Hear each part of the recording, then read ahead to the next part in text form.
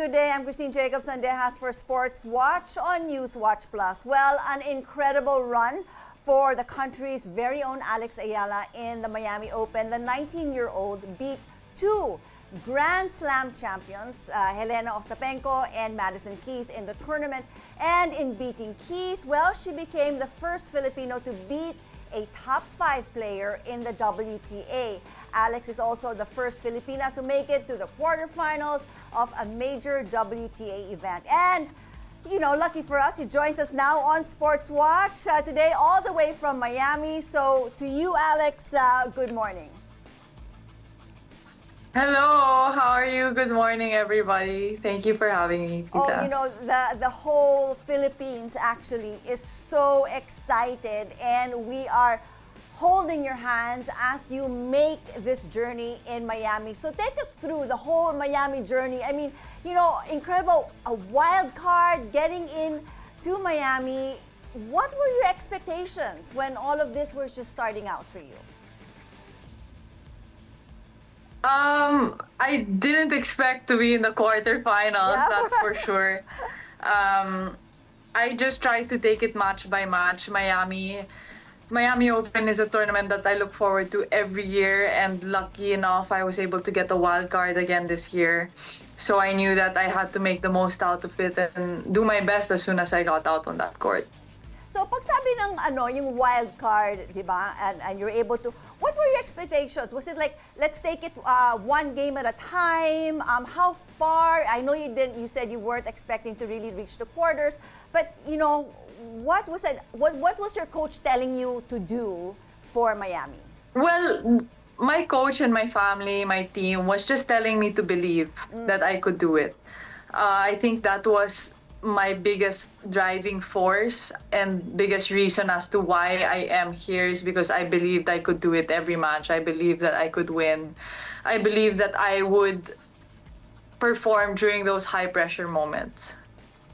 And, you know, with that belief in yourself and that confidence, and of course the family support, because the first thing you would do, you know, you would thank your family right away and say, oh my gosh, we did it, you know, we did it. It is so incredible. From the training prior to Miami, what were the major changes that you did in order to make you believe and be so confident as into where you are now? What were the little changes that you needed to do? I think recently, physically, I've made a huge step. I really focused on building my endurance, my physique. My legs are moving much faster. And other than that, there have just been some small points and small moments during the match where I have to lock in a bit more, where I have to trust my shots. And in the end, all these little points, when added up, make a big difference. That's right. So you start connecting the dots. I mean, you know, when we first heard, oh my gosh, she's going against Ostapenko. Incredible. You know, it was a tough match for you. It wasn't as, you know, I wouldn't say easier, but I mean, the scores were really close, from 7-6 and 7-5. At what point in the match did you actually think and believe? I mean, you believed it from the beginning, but did it actually make sense? I can actually beat her. From the beginning, I can actually beat her is the mindset that I go into the court with. It can seem hard to think like that, especially when you're playing such decorated players. But, and it's one of my first times to play players as decorated as them. Yeah. So it's also a new experience for me, but that mindset and that way of thinking going in is what helped me perform, what helped me execute. I mean, your mindset is actually your superpower. I mean, right now you have cultivated so many years of training and put it in your, you know, your arsenal. And so now, you know, I have done all the hard work, and now is actually your time to actually perform. So from Ostapenko, you went through her 7-6, 7-5, and then you were going to face Madison Keys. Once again, the belief was there, but what was going through your mind as to how am I going to, you know, beat a player such as her, wherein she just recently won the Australian Open? For me, a big thing that my team and again my family was telling me was to be humble on court, and that mindset and that way of thinking allowed me to chase after all the balls, accept that I wasn't going to win every point, accept that she was a big hitter, accept that she was going to make good winners, and in the end pull through. I mean, that's right. So, where did you gather, I guess probably from the years of experience, but all of this maturity in order for you to handle all the wins, the struggles, be mentally strong and tough?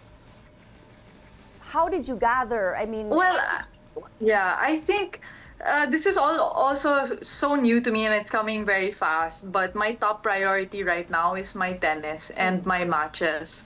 So everything else comes second. I think staying in touch with my team and them keeping me grounded, with a good balance of them being proud of me, makes a really good atmosphere, no? And I think I haven't really had a lot of time to process, given that I have so many things to do in terms of recovery, preparation, that I've been able to just focus on the tennis side. I mean, when Madison congratulated you, I mean, she said you were just incredible. What was your tactic going into that game? Were you just going to keep doing your baseline shots? How were you able to absorb her serves? And did the injury actually bother you on your left thigh? Okay, sorry. That's a good question. As I said before, I think I knew going into the match that she was going to have a wide range of skills and many things to pull out of her pocket. And I just had to do the best I could with the weapons that I had. There was a slight disturbance in the end of the first set with the left thigh, but nothing to be worried about on my part. Okay, I mean, obviously you're able to breeze past her 6-4, 6-2. With that victory against Madison, all of a sudden you are now tagged as the giant slayer from the Philippines. I mean, that 19-year-old kid from the Philippines, wild card from the Philippines, rising star. How does that make you feel? So slowly, this is actually putting you to the next level. Everybody's talking about Alex Eala. I didn't know that. I don't know. Like I said, I feel like I'm in my own bubble right now. And I haven't really had the time to step back and really soak that in. And I think I'll have all the time in the world to do that afterwards. But right now I'm just taking it step by step and not trying to change the mindset that I've been having this whole week. That's right. Okay, so a little bit for us tennis fans and that actually play tennis, we want to know a little bit about your maybe pre-game routine. Is there anything that you actually like to do over and over again? Because, us athletes, we're actually very, superstitious in a way. We have our routines that we like to be consistent with. What are yours?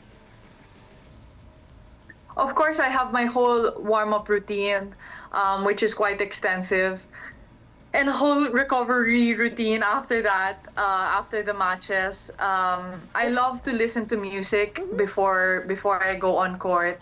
I love to list down the things that I'm going to do and the things that I need to remind myself during the match, and to sit down with my coach and go through everything that needs to be done. For your music, what kind of music do you like to listen to? Is it like the pump up, Rocky, Balboa type, or is it more like the Zen, I'm in the zone, I'm gonna relax? It really depends on the day. It really depends on my mood and how I need, because I feel that music really has the power to change your mood. So if I'm more nervous, I'll put something a bit happier, a bit more lively. If I'm really in the zone, then I'll put something fast-paced. So it depends on the day-to-day. Tapos yung mga routines. I mean, you come from the Nadal Academy. Have you also incorporated a little bit of Nadal's, drinking routine? As we see, you also have 2 bottles. Are we allowed to ask what's actually in those bottles? Of course, it's just the energy drinks. Okay. Alam mo, si Nadal, dami ko din natutunan sa kanya. Pero when it comes to superstitions, that's I didn't get any You from didn't him get there stepping on specifically. lines and everything. Yeah, but there's definitely a lot of things that I've learned from him over the years. Well, what would you say would be one of the big things that you've actually learned from Nadal or from the academy? I think Nadal, his biggest asset was also his mind. Of course, he was physically a beast. Yes. But what set him apart was how he performed in high pressure situations, just like all these other great players. So that's what I try to embody every day. Yeah, well now, you're actually living it. You're so mentally strong to be able to, to move match after match, no matter who you play. It doesn't matter. I am just going to play you. I mean, that's how it seems. I've seen you also, play recently, and you just so incredible. Moving on to the next step. I know you have played, Iga Swiatek. You were able to have her as your hitting partner? Ooh, I wouldn't say that she was my hitting have you been partner. I able would to actually hit with say her? it was the other way around. Okay, you were her hitting. I did hit with her once a couple years ago. I forgot how it came to be about, but I had the pleasure of hitting with her a couple years ago in Miami as well. So moving on, to the next opponent or whatever, do you watch their games? How do you prepare for that? Of course, I try to focus on myself. Of course, tactically you need to know more or less how your opponent is playing, but try to make the focus primarily on me. Now, where is it that you want to be? We are slowly, step by step, okay? So, where is it? What are your goals after this or moving forward? Where is it that you want to be? Long term, I want to be at the top. Of course, the goal and the dream has always been to win Grand Slams and to be world number 1. But I just want to reach my full potential and just be the best version of myself. Now, you're the best version of yourself obviously also helps from your parents who have been so supportive. You never fail to mention and give them credit to what you have become now, the sacrifices that they have made and you have made, being apart for such a long time. Tell me how important that is to you and how that has actually formed you. Well, I think they deserve all the credit in the world. Like, alam mo naman kaming mga Pinoy, tayong mga Pinoy, we're so family-oriented, and in an atmosphere such as the tour, it's so important to have that support and that support system from your family. So I'm beyond blessed. Yeah. Well, you mentioned in one interview as you were growing up, you were looking and aspiring your goals to be the top, but you had no one to follow from the Philippines, actually, right? So now you are actually there. You have opened the floodgates for aspiring young tennis players. Kung kaya ni Alex, kaya rin namin yon. You have opened it for us. What would you say to all of those upcoming tennis players in terms of, the journey? The journey is long. The journey is not an easy one, but what would you tell them, in terms of how to get there? For me, I would tell them that they have to believe in themselves, because if they don't believe in themselves, they're already taking their chances away. If you believe, then it's not a guarantee that you're gonna get there. But if you don't believe, then it's a guarantee that you're not gonna get there.